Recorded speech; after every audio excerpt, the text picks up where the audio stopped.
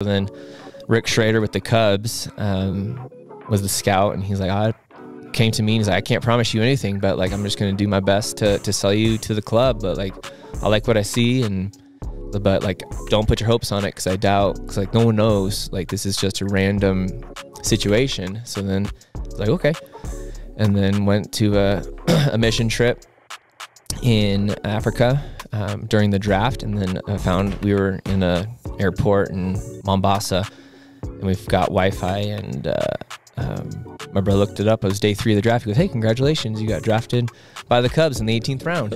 I didn't get a phone call. Wow. You were in Mombasa, you said? We were in Mombasa. Yep. There's no walls in this airport. That's how I found out I was drafted. Like everybody on the state side knew I was drafted before I did. Yeah. Like, because it already happened, and then like we just got like hotspot, and like we told our family where we were at. You're like, oh, okay. Yep. And then he goes, hey, congrats, you were drafted in the 18th round by the Cubs. Yeah. Crazy. I mean, can you walk us through a little bit of like you just shared a little bit of like going from, hey, enjoy being a bench player, to then, you know, a college that you necessarily weren't like, this is where I was planning on going, spending time there, to then drafted. Like that moment when you find out, hey, you've been drafted.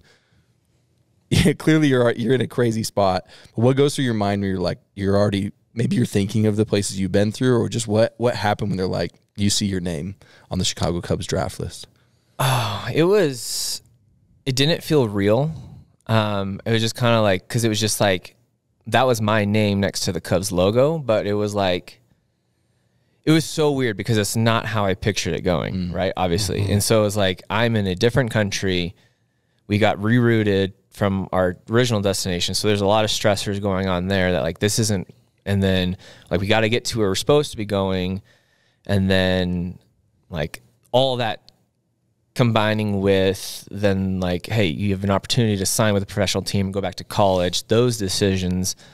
But like that was also the flip side of that was, as a super blessing, is that I had 2 weeks to really marinate on it and didn't feel like I had to rush into the decision what I wanted to do. Like we had a couple of things. I was talking to Rachel, was there as well, my wife, and we were dating at the time, and it was like, hey, like what do we, like we had plans of getting married. So it was like, what do we think of like this? Like, is this the life we kind of like want to go? Like this is something I've dreamt of since a kid. Like, you know, certain things that we were like, okay, God, like similar things we wanted to see. Like, you know, we wanted to, like, would this work? Would they pay for college afterwards if I was done playing? Like, so like there's things that we can like plan against, like, okay, if I do this, then that. And so I had a couple weeks to like pray about it, think about it. Obviously we were on a mission trip. So like that was priority, was just like being able to talk to the people in Tanzania and Kenya and help with the churches there and our missionary partners. And so being able to like kind of keep a perspective about like,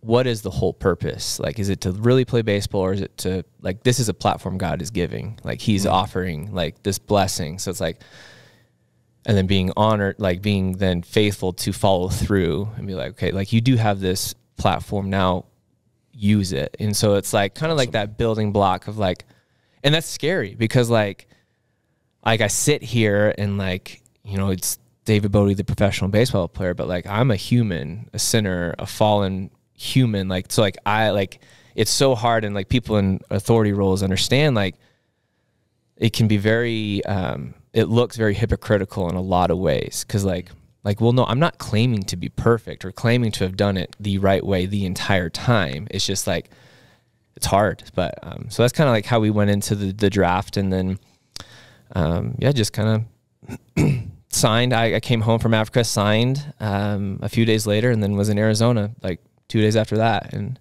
it was 120 degrees and hot. Wild. Wow.